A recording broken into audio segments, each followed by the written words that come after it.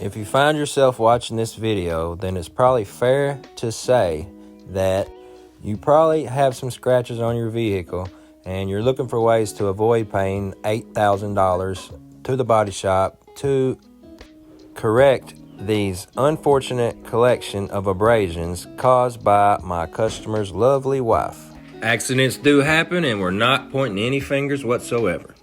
Now let's get into it. First, find you a good one-step compound and attach a yellow medium cut pad to a rotary or DA. In this case, we used a rotary. We started out at 600 RPMs, and then we had to stage it up to 1,000. At this point, it wasn't cutting the scratches enough.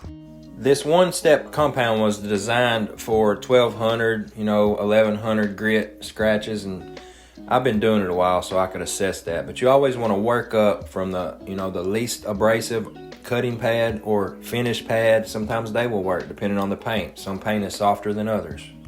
A dual action polisher in reality could have done this just as well as a buffer. Sometimes they go hand in hand. It's speculative. And keep your pad flat as much as possible. You don't want to cause any holograms. You don't want a tight hold on the buffer either. Your knuckles should not be white. If you do buff, I'm assuming that most people watching this video are beginners. I don't know that, but you need to consider many factors when you do this. It doesn't need to be too hot. The hotter the surface is, say for instance it was in the sun, then when you buff, you're heating up the clear coat. So the outside temperature does affect, that is a factor that can, change the results of this endeavor.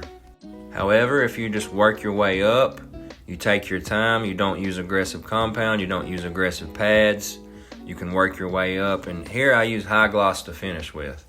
I know most people probably would make fun of that, but to me it's a really good finishing wax. It helps get the swirls, if any was there. We used a low RPM. The medium cut pad could have, added some holograms, but in this case we're going to better safe than sorry.